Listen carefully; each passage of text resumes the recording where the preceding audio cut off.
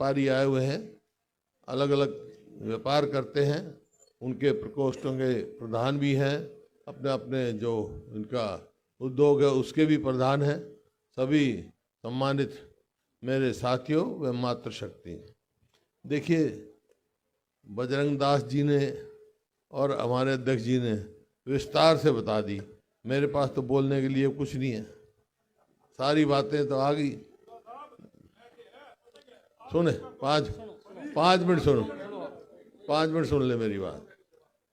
सवाल इस बात का है, जो व्यापारी है, व्यापारी समाज का और विकास का एक मजबूत स्तंभ है। अगर व्यापारी मजबूत होगा तो भाई समाज भी मजबूत होगा, प्रदेश भी मजबूत होगा, वहाँ का किसान भी मजबूत होगा, वहाँ का मजदूर भी मजबूत होगा। क्योंकि मैं एक किसान का बेटा हूँ, मेरे को मालूम है, मैं खेती करता हूँ, फसल मेरी आती है और कई दफ़ा ज़रूरत होती है तो सबसे पहले अगर मेरे को तकलीफ़ होती है तो मैं अपने आड़ती के पास जाता हूँ। किसी डॉक्टर की ज़रूरत है, शहर में किसी की ज़रूरत है तो वे एटीएम का काम करते हैं, एटीएम का काम करते हैं, बैंक में जाने की जरूरत नहीं पड़ती। तो इस प्रकार से समाज का ऐसा वर्ग है व्यापारी, वो प्रमुख वर्ग मैं कह रहा हूँ। अगर व्यापारी का उद्योग अच्छा चल रहा है तो इसमें कोई दो राय नहीं, प्रदेश भी तरक्की करेगा, इलाका भी तरक्की करेगा। अब पानीपत है, पानीपत कपड़े के उसमें मतलब हैंडलूम में पूरी दुनिया में नाम है। यहाँ खाली हिंदुस्तान में नहीं, पूरी दुनिया में जाते हैं आपका, और पानीपत का नाम है। सब आप लोगों की मेहनत से है, आज हमारे को गर्व है।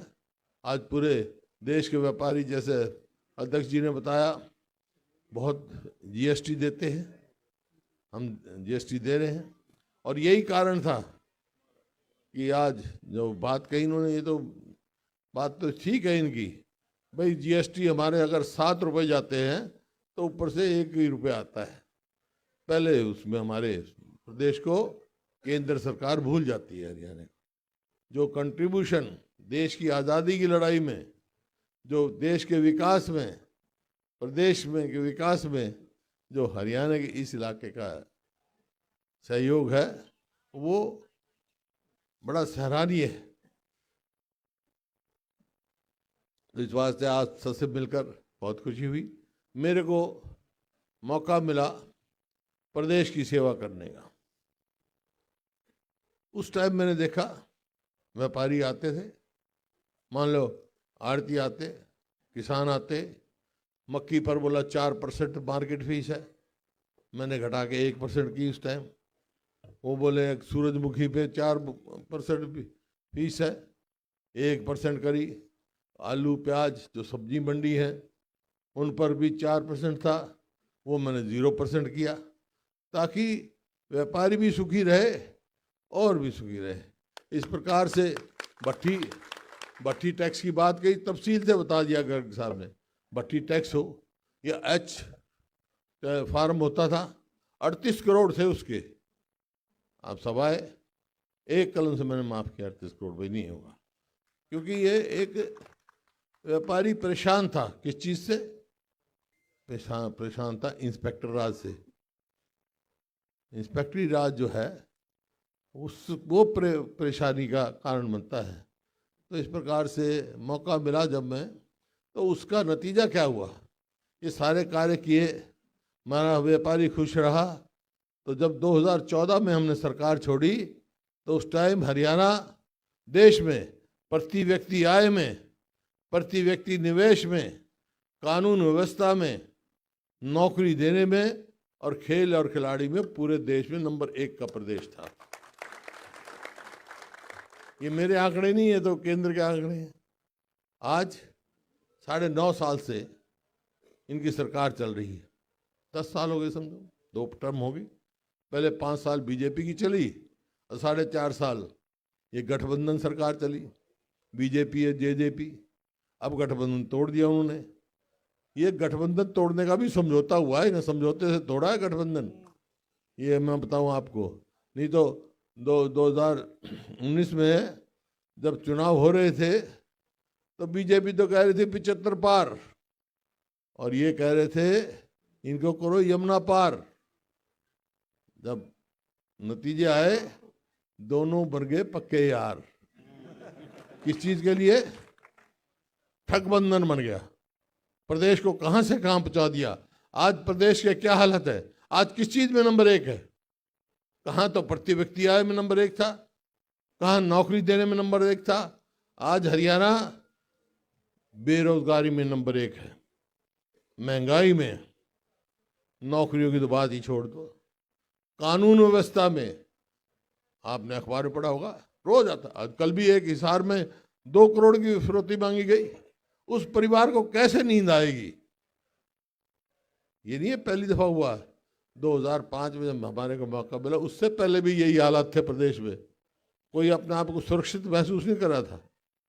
मौका मिला, मौका मिलते मैंने कहा कि बदमाशों, या तो बदमाशी छोड़ दो या हरियाणा छोड़ दो।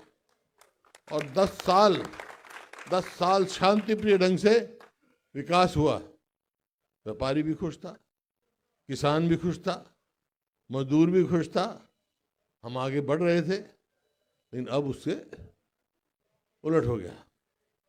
आज फिर परिस्थिति वैसी ही होगी जो 2005 से पहले थी, और हम आज पिछड़ रहे हैं।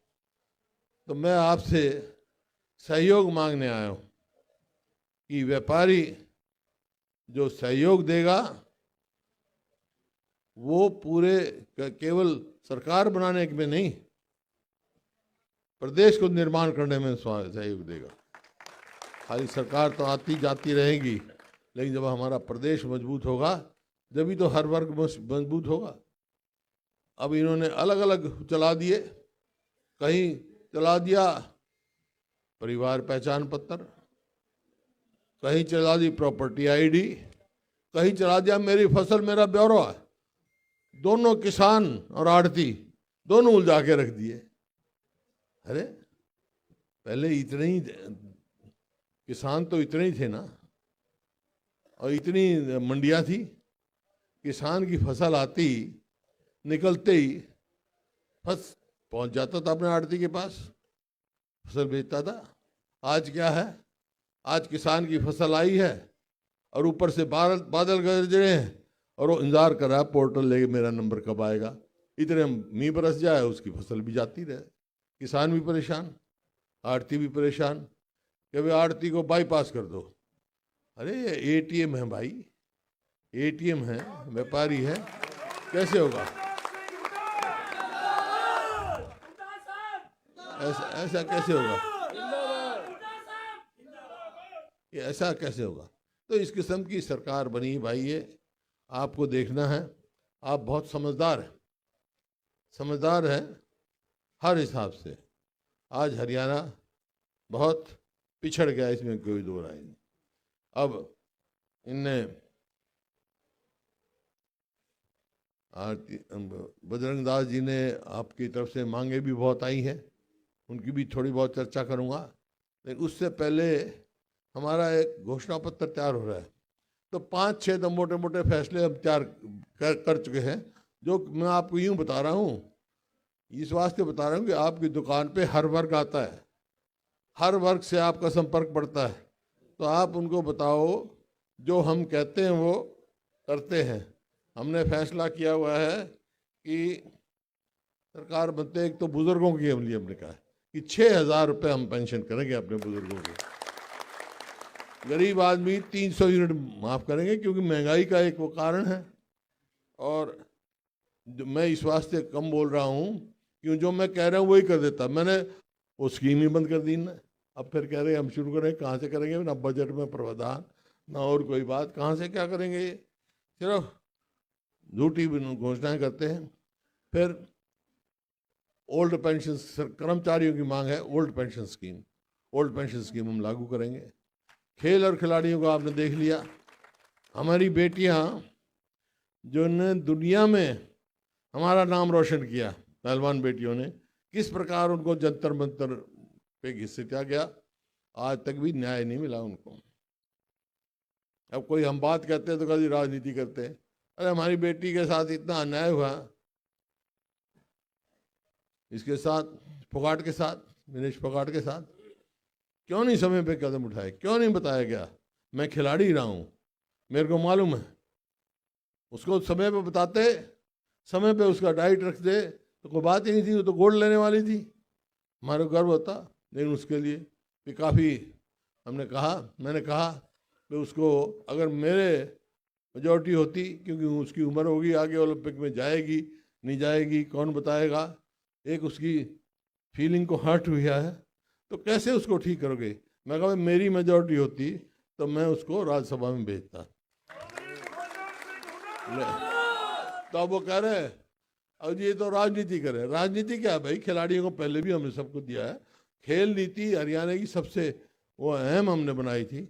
या आ जाएगा तो इंस्पेक्टरी राज नहीं होंगे, जो इंस्पेक्टर राज नहीं होगा, सुविधा देंगे कोई इंस्पेक्टर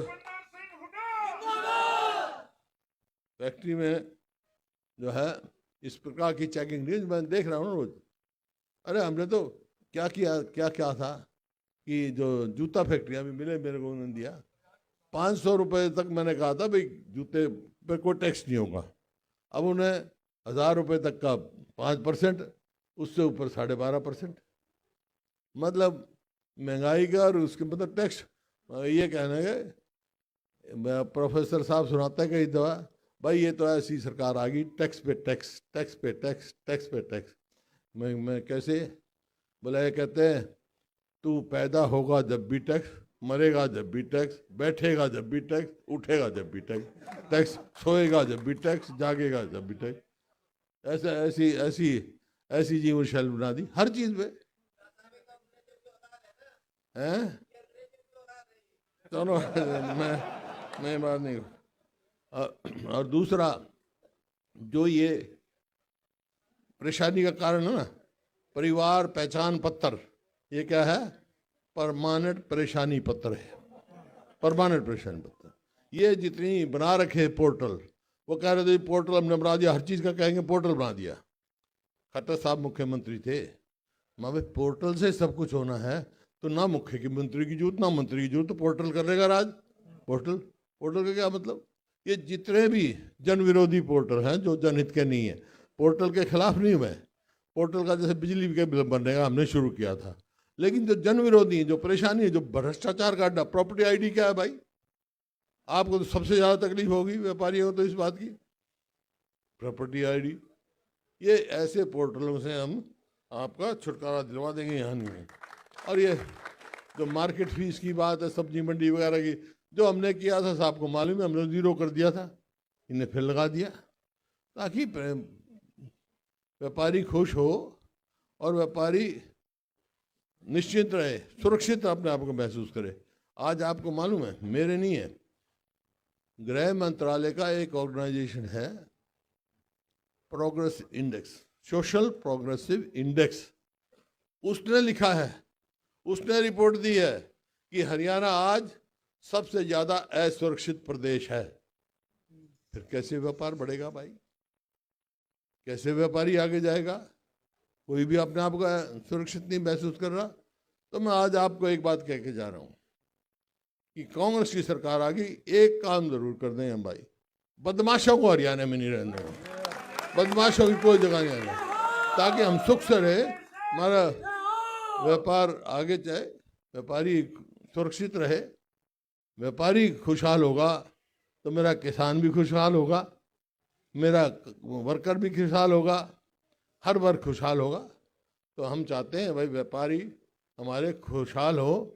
तो एक बात, मेरी बात मान लो, तुम एक बात कह के जा रहे हो, मानो तो फिर एक बात मैं तुम्हारी मान लूँगा कि मेरे को मालूम है आपकी क्षमता का।